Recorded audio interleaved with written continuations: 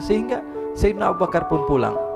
Ketika Sayyidina Abu Bakar pulang, Sayyidina Abu Bakar cari, mana ini Suwaibit? Kita semua sudah lapar. Kata Nuaiman dengan mudahnya dia mengatakan, sudah saya jual wahai Abu Bakar. Pulang ke Madinah, kisah ini diceritakan di hadapan Rasulullah SAW. Maka perawi mengatakan, fadhahikan nabiyyu hatta badat nawajiduhu. Ketika diceritakan kisah Nuaiman tersebut dengan Suwaibit, Rasulullah tertawa sejadi-jadinya sehingga gigi geraham Rasulullah SAW nampak di wajah mata para sahabat. Sehingga perawi lain mengatakan 1 tahun berlalu Rasulullah setiap ada tamu yang datang kepada Rasulullah, Rasulullah akan ceritakan kisah Nuaiman menjual Suwaibit tersebut. Bahkan dikatakan tidaklah Rasulullah SAW dalam keadaan bersedih kecuali Nuaiman datang, Rasulullah akan tersenyum. Jadi sebagian sahabat itu senang kalau sudah Nuaiman datang. Pasti Rasulullah. Diriwayatkan oleh Imam Ahmad bin Hanbal dalam musnadnya bahwa ada seorang laki-laki yang bernama Nuaiman. Ini Nuaiman di kehidupan Rasulullah SAW ada orang yang seperti itu gitu. Orang yang sering minum minuman keras. Rasulullah SAW marah, murka. Rasulullah kalau yang berhubungan dengan Rasulullah tidak marah. Tapi kalau sudah berhubungan dengan agama, Rasulullah SAW adalah orang yang paling marah, orang yang paling istiqomah dalam kebenaran. Maka Rasulullah panggil Nuaiman, apa yang kau lakukan? Dia katakan, aku minum minuman keras ya Rasulullah. Rasulullah cambuk dia. Kemudian dia bertobat kepada Allah. Kemudian ketahuan lagi minum. Kemudian dicambuk lagi oleh Rasulullah SAW. Sehingga sebagian sahabat memukul dia dengan pukulan yang banyak. Sehingga apa yang berlaku? Sebagian sahabat mengatakan, la'natullahi ala Nuaiman. Semoga Allah melaknat Nuaiman. Dia mempermainkan Rasulullah. Dia bilang sudah mau taubat tapi minum lagi. Dia bilang sudah mau taubat tapi minum lagi. Maka Rasulullah SAW mengatakan, la tal'anuh fa innahu yuhibbullaha wa rasulah. Kata Rasulullah, jangan kamu laknat Nuaiman, karena dia itu cinta sama Allah, cinta sama Rasulnya. Dalam riwayat dia dicintai Allah dan dicintai oleh Rasulnya Muhammad sallallahu alaihi wasallam. Ibn Majah menceritakan bahwa Nuaiman ini pernah suatu waktu diajak oleh Sayyidina Abu Bakar pergi ke negeri Syam. Negeri Syam itu di mana? Seperti yang diceritakan tadi, antara daerah Suriah, Lebanon, Yordania, kemudian Palestina, daerah seperti itu. Umumnya orang Quraisy pada masa itu mereka memiliki rihlah berdagang, membeli dagangan ke Syam, kemudian dijual lagi di kota Makkah. Ketika itu Rasulullah SAW didatangi Abu Bakar. Sayyidina Abu Bakar mengatakan kepada Rasulullah, ya Rasulullah, saya mau izin ya Rasulullah. Mau apa? Saya mau ajak 2 sahabat kamu ini ikut berdagang ya Rasulullah. Siapa? Kata Rasul? Nuaiman. Kata Rasulullah SAW, Nuaiman kamu mau ajak? Mau ngapain? Biar seru-seruan aja ya Rasulullah. Kata Rasulullah, ya sudah, saya izinkan kamu bawa Nuaiman. Ketika itu Sayyidina Abu Bakar membawa Nuaiman sama satu sahabat namanya Suwaibit ibn Harmalah. Siapa namanya? Suwaibit ibn Harmalah. Ini sahabat Rasulullah SAW yang memiliki sifat yang berbeda-beda. Kalau Nuaiman ini aneh. Pernah Rasulullah SAW dibawain makanan banyak, dikasih Rasulullah, dikasih sahabat semua. Semuanya sudah makan, tiba-tiba si Nuaiman ini, sahabat Nabi Nuaiman mengatakan kepada Rasulullah, ya Rasulullah, ini yang penjualnya, tolong kau yang bayar ya Rasulullah. Makanan udah habis. Makanan udah habis, Rasulullah SAW bingung, saya yang bayar. Akhirnya Rasulullah katakan kepada sahabat, ayo keluarkan uang, kita patungan, kita bayar. Rasulullah aja dimainin, apalagi kita orang. Sallu ala Nabi Muhammad. Nuaiman diajak Sayyidina Abu Bakar. Kata Rasulullah SAW, benar kamu mau ajak Nuaiman? Iya ya Rasulullah. Diajaklah. Diceritakan dalam riwayat Ibn Majah, diceritakan juga dalam Syiar A'lam An-Nubala, diceritakan juga dalam musnadnya Imam Ahmad bin Hanbal, dalam riwayat Imam Ahmad bin Hanbal. Maka diceritakan Nuaiman diajak oleh Sayyidina Abu Bakar. Sesampainya di negeri Syam, semua dibagi tugas. Fulan bin Fulan kerjaannya ini, Fulan bin Fulan kerjaannya ini, semua memiliki kerjaan. Nuaiman tanya, wahai Abu Bakar, kerjaannya saya apa wahai Abu Bakar? Kata Sayyidina Abu Bakar, kamu mau ngapain terserah kamu wahai Nuaiman. Yang penting kamu ikut saya kan. Kemudian satu di antara mereka namanya Suwaibit ibn Harmalah ditanya oleh Sayyidina Abu Bakar, wahai Suwaibit, kamu mau kerjaan apa? Kata Suwaibit, terserah kamu wahai Abu Bakar. Kata Sayyidina Abu Bakar, kamu menjaga makanan, karena saya tahu kamu ini adalah orang yang senantiasa menjaga amanah. Suwaibit ini kalau disuruh maju dia maju, disuruh mundur dia mundur, disuruh ke kanan dia ke kanan, disuruh ke kiri dia ke kiri. Orang yang ikut aja. Kalau Nuaiman beda, disuruh maju dia ke belakang, kasih sen kanan ke kiri belok. Nuaiman itu orang yang berbeda.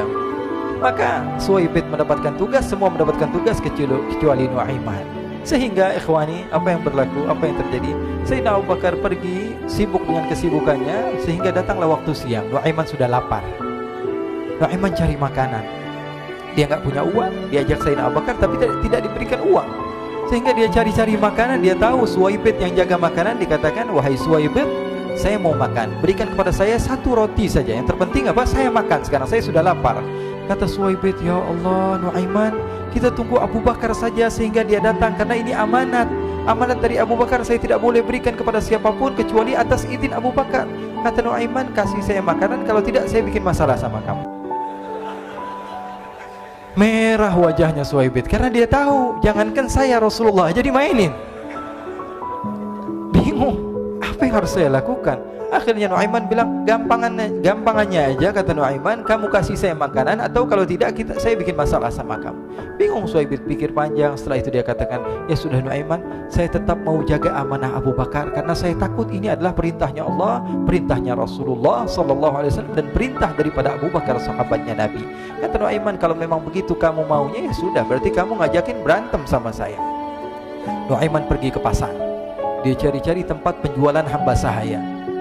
Dia lihat-lihat beberapa hamba sahaya. Ini berapa harganya? Ini katanya 10 qalanis. Ini berapa? Ini harganya hitungan orang zaman dahulu. Kita sih hitung seperti dirham, berapa ratus dirham gitu. 200 dirham. Yang ini berapa? 300 dirham.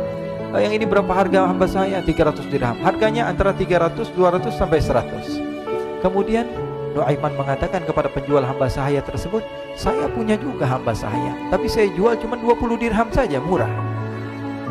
Apa benar ada hamba saya harganya segitu? Iya, karena dia punya aib, ada kekurangan. Apa? Nanti kalau kalian tangkap, dia bakalan teriak, saya ini bukan hamba sahaya tapi orang merdeka. Akhirnya semua orang berkumpul mau beli. Ini Nuaiman sama Nuaiman diajak ke Suwaibid bin Harmalah tadi. Kata Nuaiman, itu ada orang yang berdiri sedang menjaga makanan, itu hamba sahaya saya, tangkap saja. Oh baik. Diberikan uang 20 dirham, dimasukkan oleh Nuaiman ke kantongnya, kemudian Suwaibid ditangkap. Ketika ditangkap, Suwaibid teriak, saya bukan hamba saya orang merdeka. Maka orang-orang tersebut mengatakan, saya sudah tahu kekurangan kamu. Ini memang kekurangan kamu, memang kamu, tapi saya tidak perlu dengan bacot kamu, yang penting kerjanya kamu gitu. Ya kan hamba saya untuk apa? Untuk kerja. Mau dia ngomong apa, mau ngomel terserah, yang penting dia mau kerja. Akhirnya ditangkaplah Suwaibid dan dijual di pasar. Nuaiman punya uang banyak ini. Dia beli makanan, dia beli minuman, dia beli hadiah buat Rasulullah.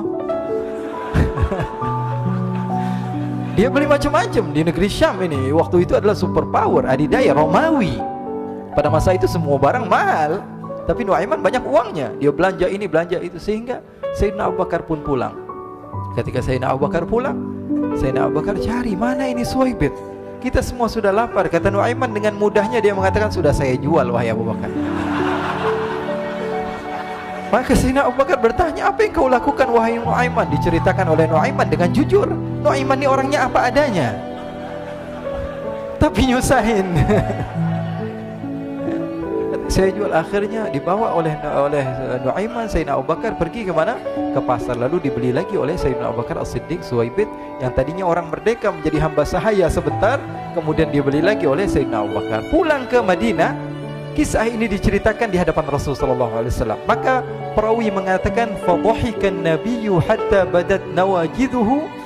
Ketika diceritakan kisah Nuaiman tersebut dengan Suwaibid, Rasulullah tertawa sejadi-jadinya sehingga gigi geraham Rasulullah SAW nampak di wajah mata para sahabat. Sehingga perawi lain mengatakan, 1 tahun berlalu Rasulullah, setiap ada tamu yang datang pada Rasulullah, Rasulullah akan ceritakan kisah Nuaiman menjual Suwaibid tersebut.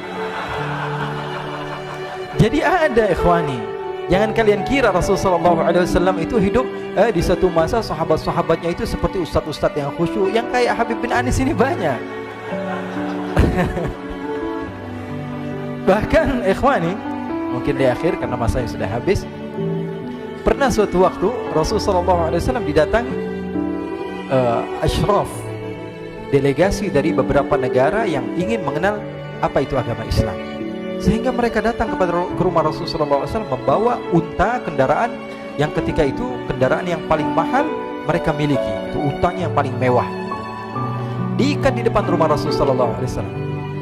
Tamunya pun masuk, duduk bersama Rasul sallallahu alaihi wasallam. Di depan rumah Rasul sallallahu alaihi wasallam ada beberapa sahabat. Ada Sayyiduna Hamzah. Kalian tahu Sayyidina Hamzah adalah orang yang pemberani. Ada Sayyiduna Umar. Kalian tahu Sayyidina Umar adalah orang yang pemberani. Ada Sayyiduna Ali bin Abi Thalib.